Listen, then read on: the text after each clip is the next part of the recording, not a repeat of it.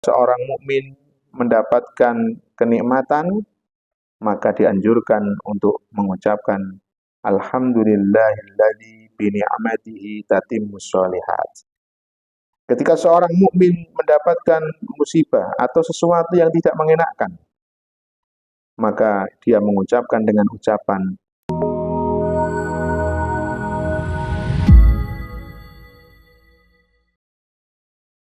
Assalamualaikum warahmatullahi wabarakatuh.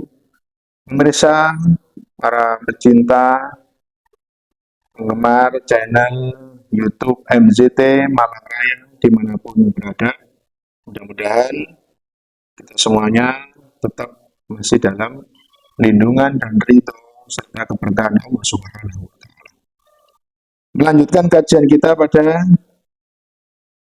materi tauhid, yaitu kitab Aqidatul Awam.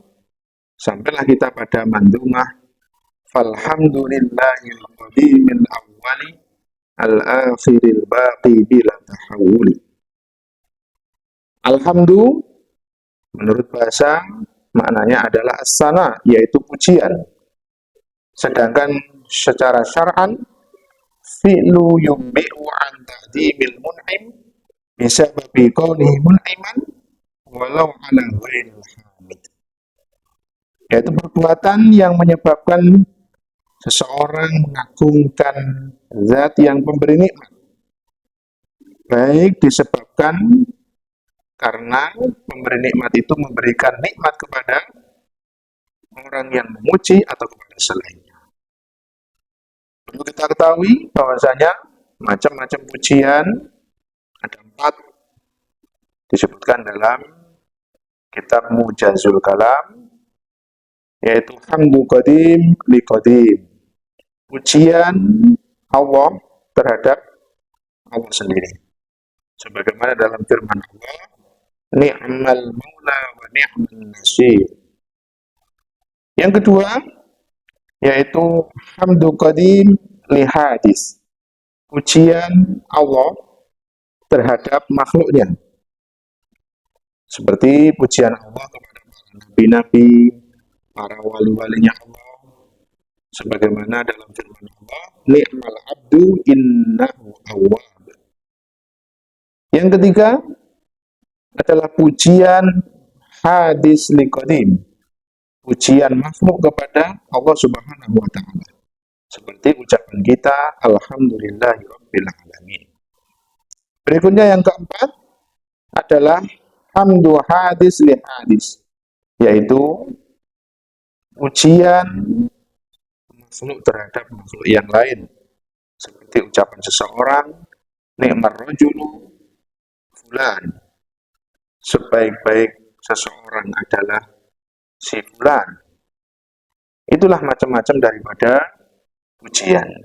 Adapun ketika kita mengucapkan pujian, maka di situ ada setidaknya rukun-rukun daripada pujian itu. Walil hamdi arkanu khamsah, yaitu memuji itu ada 5 rukun. Yang pertama hamid, wa huwa munsyi'ul hamdi, yaitu orang yang atau zat yang memuji. Yang kedua mahmudun, yaitu yang berhak untuk dipuji. Yang ketiga mahmudun bihi, alat yang dipakai untuk memuji, yaitu al-lisan. Yang keempat mahmudun alaih, yaitu penyebab daripada pujian tersebut, yaitu adalah nikmat. Yang ketiga adalah syirah, seperti ucapan kita alhamdulillahirabbil alamin. Sebagaimana dalam video sebelumnya, basmalah juga yang dari hukum-hukum syariat. Begitu juga dengan hamdalah ini, memuji, juga meliputinya daripada hukum syariat. Bisa jadi pujian yang kita ucapkan itu menjadi wajib, seperti dalam ketika seseorang melakukan sholat, ketika seseorang membawakan khutbah Jumat, dan seterusnya. Pujian juga menjadi sunnah ketika hubungannya dengan perbuatan yang sunnah, seperti khutbah nikah, memulai doa, dan lain sebagainya. Begitu juga, pujian juga bisa menjadi haram ketika berhubungan dengan perbuatan yang haram. Suatu misal, ketika seseorang selesai minum minuman keras, khamr, kemudian dia mengucapkan alhamdulillah, maka ucapan alhamdulillah itu juga menjadi haram karena berhubungan dengan perbuatan yang haram. Begitu juga, pujian juga bisa berhukum makruh ketika pujian itu berhubungan dengan sesuatu yang makruh, seperti mungkin ketika mencabut uban kemudian mengucapkan alhamdulillah setelah memakan makanan yang dimakruhkan, yang berbau-bau menyengat yang tidak disukai oleh malaikat, itu pun juga hukum daripada pujian menjadi makruh. Di sini Nazim memulai yang kedua, yaitu dengan hamdalah. Artinya apa? Setelah Nazim memulai dengan basmalah, maka Nazim akan menggabungkan atau ingin menggabungkan daripada permulaan dengan basmalah dan permulaan dengan hamdalah. Selain itu juga mengamalkan dengan sabda Rasulullah Sallallahu Alaihi Wasallam, "Kullu amrin dzibalin la yubda'u fihi bilhamdillah fahuwa aqta." Sebagaimana pada basmalah, semua perkara yang penting ketika tidak diawali dengan hamdalah, maka hukumnya menjadi kurang barokah atau sedikit barokahnya.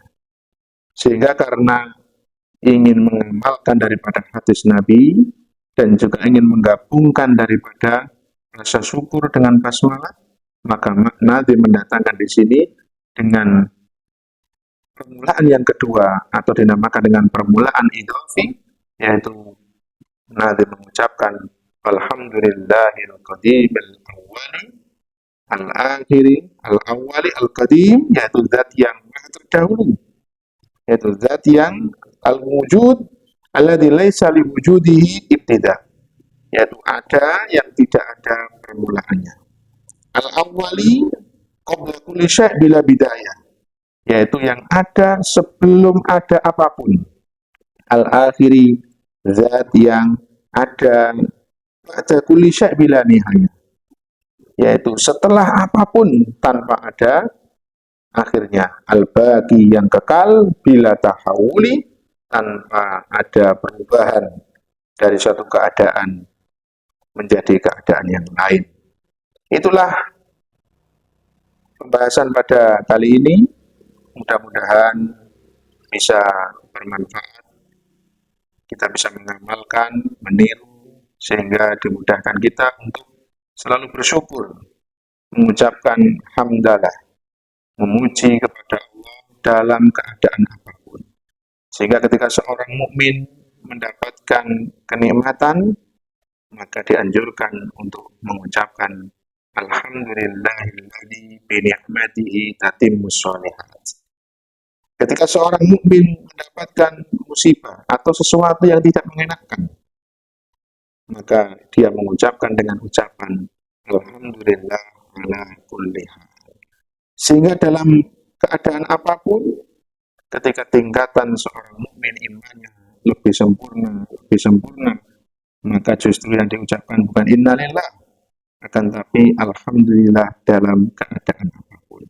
Baik mendapatkan nikmat maupun mendapatkan ujian, maka tetap yang diucapkan adalah alhamdulillah.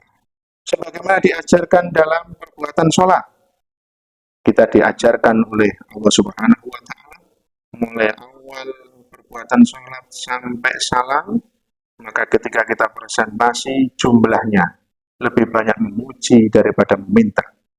Ketika seseorang lebih banyak memujinya daripada meminta kepada Allah, maka dia akan diberikan apa yang tidak dia disangka-sangka oleh Allah Subhanahu wa Ta'ala.